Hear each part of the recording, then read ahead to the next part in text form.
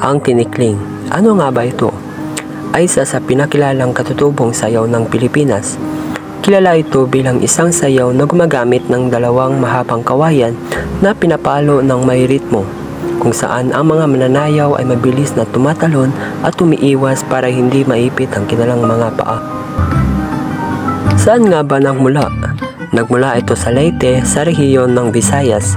Ang pangalan na tinikling ay hango sa ibong tikling, isang uri ng ibon sa Pilipinas. Ginagaya ng sayaw ang liksi at bilis ng ibon habang umiiwas ito sa mga bitag o naglalakad sa mga damuhan at sanga. Ayon sa sikat na alamat, nagmula ang sayaw noong panahon ng pananakop ng mga Espanyol. Sinasabing ang mga Pilipinong magsasaka o manggagawa na mabagal magtrabaho sa mga hasyenda ay pinaparusahan sa pamamagitan ng pagpapaipit ng kanilang paa sa dalawang kawayan.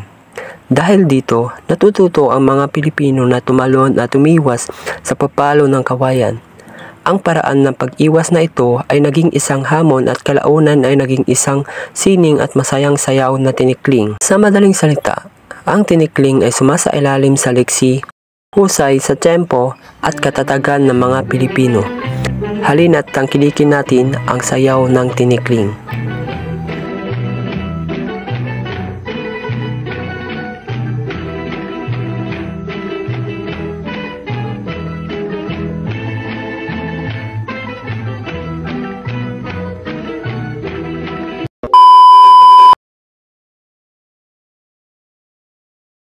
Magandang umaga.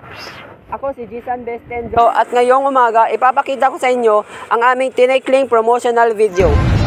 Ang pag-a-adjust sa mabilis na ritmo ng kawayan ay nagpapatibay sa iyong mental focus at stress management.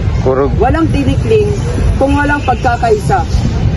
Bilang mananayaw, natututo kong magtiwala sa iyong kapariha at sa mga nagpapalo ng kawayan. Ito ang pinakamahusay na team building para sa iyong trabaho.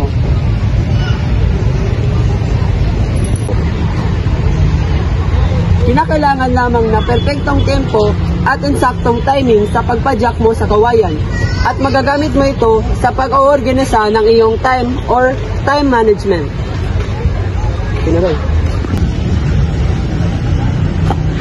Ang tagumpay sa bawat pagtalon ay nagpapataas ng iyong self-confidence na magagamit mo sa paghamon ng mga challenges ng iyong buhay.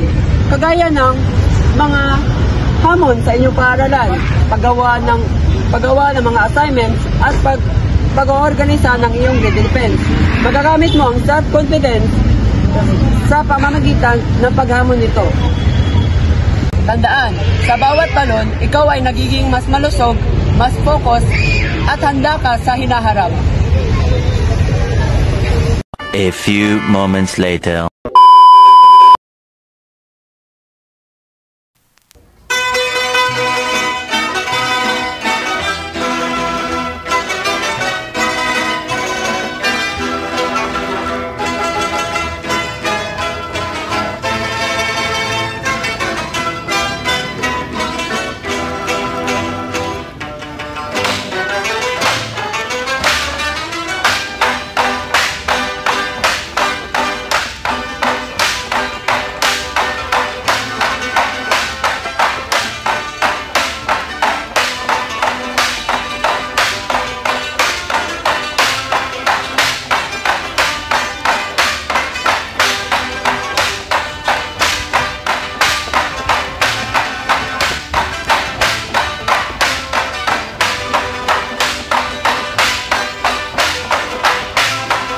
A few moments later.